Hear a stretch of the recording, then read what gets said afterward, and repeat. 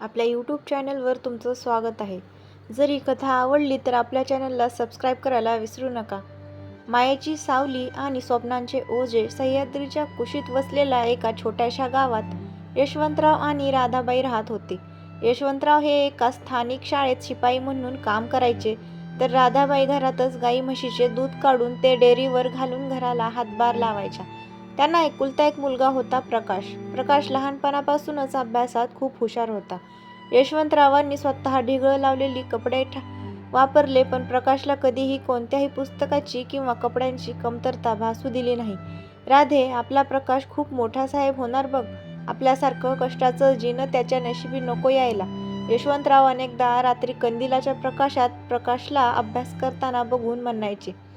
राधाबाई सुस्कारा सोडून म्हणायच्या, होय हो, पण मुलगा मोठा झाला की माणसाला विसरतात म्हणतात. शहरात जाऊन आपला प्रकाश तसा नाही ना निघणार. छे छे, आपल्या रक्तावर आणि संस्कारावर संशय घेऊ नकोस. तो आपला एकुलता एक देवा आहे. यशवंतराव मोठ्या अभिमानाने म्हणायचे. प्रकाशने 12वीत गावात पहिला नंबर आणला. त्यानंतर त्याला शहरात इंजिनिअरिंगसाठी प्रवेश मिळाला. शहरात राहण्याचा, खाण्याचा आणि कॉलेजचा खर्च खूप मोठा होता. यशवंतरावांनी विचार न करता गावाकडची त्यांची एकमेव हक्काची 1 एकर जमीन सावकाराकडे गहाण ठेवली आणि प्रकाशला शहरात पाठवले. शहराची हवा आणि बदललेला रंग.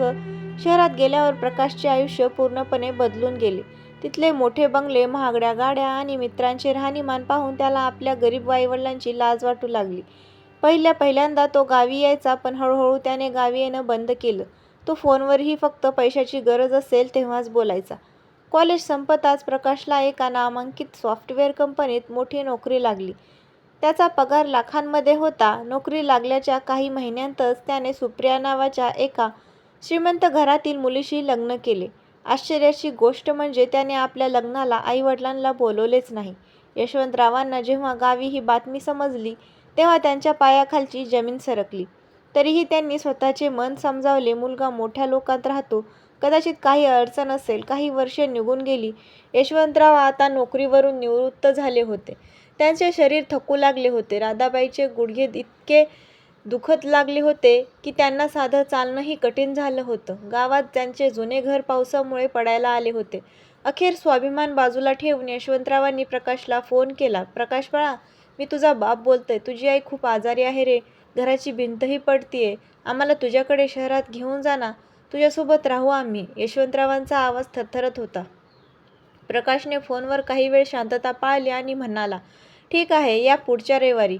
कपाळावरचे डाग आणि घराबाहेरची वाट. यशवंतराव आणि राधाबाई आपल्या जुन्या ट्रंकेत 2 जोड कपडे घेऊन मोठ्या आशेने शहरात प्रकाशच्या मोठ्या फ्लॅटवर पोहोचले. घर खूप सुंदर होते, पण तिथली माणसे मात्र बर्फासारखी थंड होती. सुप्रियाने त्या दोघांना पाहताच तोंड मुरडले. प्रकाश, हे काय आहे? तुझ्या या गावठळ आईवडिलांना तू इथे का आणलंस? माझ्या मैत्रिणी घरी येतात, त्यांना मी काय सांगू? हे माझे सासूसासरे आहेत. सुप्रियाने पहिल्याच दिवशी घरात वाद घातला. प्रकाशने आईवडिलांना घराच्या एका छोट्या कोपऱ्यात असलेल्या स्टोअर रूममध्ये राहायला सांगितले. राधाबाई आणि यशवंतराव तरीही खुश होते की ते आपल्या मुलाच्या जवळ आहेत. पण हा आनंद फार काळ टिकला नाही. सुप्रियाला त्यांचे घरात असणे अजिबात मान्य नव्हते. एक दिवस प्रकाशच्या घरी एक मोठी पार्टी होती. प्रकाशचे मोठे साहेब आणि सुप्रियाचे श्रीमंत मित्र आले होते. राधाबाईंना खूप जोरात खोकला आला. सुप्रियाने चिडून त्यांना खोलीत कोंडून ठेवले. पार्टी संपल्यावर सुप्रिया प्रकाशवर ओरडू लागली. एकतर हे म्हातारे या घरात राहतील किंवा मी. मला हे रोजचे कटकट नको आहे. यांना कुठेतरी बाहेर काढ. दुसऱ्या दिवशी सकाळी प्रकाश आईवडिलांच्या खोलीत गेला. त्याचे डोळे लाल होते, पण त्यात प्रेम नव्हते तर राग होता. बाबा, तुम्ही दोघे आजच्या आज हे घर सोडून निघून जा.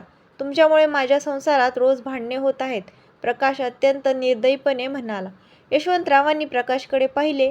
त्यांच्या डोळ्यातून पाणी आले. प्रकाश, आम्ही कुठे जाणार या वयात? आमच्याकडे आता गावी घरही उरले नाहीये. ते आम्हाला माहीत नाही. वृद्धाश्रम गाठा किंवा कुठेही जा, पण माझ्या घरातून आत्ताच्या आत्ता बाहेर पडा. प्रकाशने त्यांचा हात धरून त्यांना थेट घराबाहेर काढले आणि दरोडा मारल्यासारखा दरवाजा तोंडावर बंद केला. रस्त्यावरचा अंधार आणि सुमितचा उजाड. दुपारची कडक ऊन होती. यशवंतराव राधाबाईंचा हात धरून रस्त्यावरून चालत होते. राधाबाईंना चालता येत नव्हते. त्या रस्त्याच्या कडेला एका बाकड्यावर बसून ढसाढसा रडू लागल्या. ज्या मुलाला स्वतःच्या रक्ताचे पाणी करून वाढवले त्यानेच आज त्यांना रस्त्यावर आणले होते. तेवढ्यात तिथून सुमित नावाचा एक तरुण चालला होता. सुमित एका अनाथालयातून मोठा झालेला मुलगा होता, ज्याने खूप कष्ट करून स्वतःचा एक छोटा व्यवसाय सुरू केला होता. त्याने या वृद्ध दाम्पत्याला रडताना पाहिले. तो त्यांच्याजवळ गेला. आजोबा, काय झाले? तुम्ही दोघे इथे उन्हात का बसला आहात?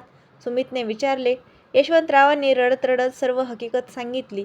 सुमितचे मन हेलावून गेले. त्याला स्वतःचे आईवडील नव्हते आणि समोर अशा मातापित्यांची दुरवस्था पाहून त्याचे डोळे भरून आले. आजोबा, तुम्ही काळजी करू नका. तुमचा मुलगा गेला म्हणून काय झालं? आजपासून मी तुमचा मुलगा आहे. माझे घर छोटे आहे, पण तिथे तुमच्यासाठी खूप आदर आहे. चला माझ्यासोबत, सुमितने अत्यंत आदराने सांगितले. सुमितने त्या दोघांना आपल्या घरी आणले. राधाबाईवर औषधोपचार केले. यशवंतरावांना दररोज सकाळी चहा आणि पेपर आणून देणे, त्यांची काळजी घेणे हे सुमितचे रोजचे काम बनले. काहीच दिवसात यशवंतराव आणि राधाबाई सुमितच्या घरात कुटुंबासारखे राहू लागले. सुमितच्या व्यवसायातही खूप प्रगती होऊ लागली. जणू त्या वृद्ध आईवडिलांचे आशीर्वाद त्याला लाभत होते. दुसरीकडे प्रकाशच्या आयुष्यात कर्माचा फेरा सुरू झाला होता. ज्या सुप्रियाच्या सांगण्यावरून त्याने आईवडिलांना काढले होते, ती सुप्रिया आता प्रकाशवर अधिकार गाजवू लागली होती. प्रकाशने कंपनीत एक मोठी चूक केली, ज्यामुळे कंपनीचे लाखो रुपयांचे नुकसान झाले.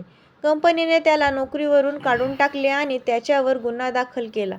नोकरी गेल्यामुळे घराचे हप्ते थकले. बँकेने प्रकाशचे ते मोठे घर जप्त केले. प्रकाश पूर्णपणे रस्त्यावर आला. जेव्हा पैशाची नड भागली, तेव्हा सुप्रियाने प्रकाशला स्पष्ट सांगितले, तुझ्याकडे आता काहीच उरले नाही. मी तुझ्यासारख्या भिकाऱ्यासोबत राहू शकत नाही. तिने त्याला घटस्फोटाची नोटीस पाठवली आणि ती आपल्या वडिलांच्या घरी निघून गेली. प्रकाश ज्या मित्रांना आपले मानत होता, त्यांनीही त्याच्याकडे पाठ फिरवली. आज तो त्याच रस्त्यावर उभा होता, ज्या रस्त्यावर त्याने काही वर्षापूर्वी आपल्या आईवडिलांना सोडले होते. त्याला प्रचंड पश्चाताप होत होता. तो उपाशीपोटी रस्त्यावरून भटकत असताना त्याला एका मोठ्या दुकानाच्या पाठीवर सुमित एंटरप्राइजेस दिसले आणि त्या दुकानाच्या बाहेर एका आराम खुर्चीवर त्याचे वडील यशवंतराव बसले होते आणि राधाबाई तिथे हसत खेळत होत्या. प्रकाश पळत गेला आणि थेट यशवंतरावांच्या पाया पडला. बाबा, आई, मला माफ करा. मी खूप मोठी चूक केली. देवाने मला माझ्या कर्माची सजा दिली आहे. सुप्रियाने मला सोडले. माझी नोकरी गेली. माझं घर गेले. रस्त्यावर आलोय. बाबा, मला तुमच्यासोबत घेऊन चला. प्रकाश ढसाढसा रडत होता. यशवंतरावांनी हळूच आपले पाय मागे घेतले. त्यांच्या डोळ्यात आता प्रकाशसाठी कोणतीही माया उरली नव्हती. राधाबाई पुढे आल्या आणि म्हणाल्या, प्रकाश, ज्या दिवशी तू आम्हाला त्या घराबाहेर काढलंस, त्याच दिवशी आमचा मुलगा आमच्यासाठी मरण पावला. आम्ही तुला पोटच्या गोळ्यासारखं वाढवलं, पण तू आमचा विचार केला नाहीस. आज हा जो सुमित आहे ना, याने आम्हाला त्या कठीण काळात सांभाळलं. हाच आमचा खरा मुलगा आहे. सुमित तिथे आला. प्रकाशने सुमितकडे पाहिले. यशवंतराव म्हणाले, प्रकाश, कर्म कधीच कोणाचा पिच्छा सोडत नाही. तू जे पेरलेस तेच आज उगवले आहे. आम्ही तुला माफ करू शकत नाही, कारण काही चुकांना क्षमा नसते. प्रकाश रडत रडत तिथून निघून गेला. त्याला कळून चुकले होते की आईवडिलांच्या बुद्ध्वा आणि कर्माचे फळ माणसाला याच जन्मात भोगावे लागते. आईवडिलांचे डोळे ज्या मुलामुळे ओले होतात, त्या मुलाचे आयुष्य कधीच सुखी होऊ शकत नाही. संपत्ती आणि पैसा आज आहे तर उद्या नाही.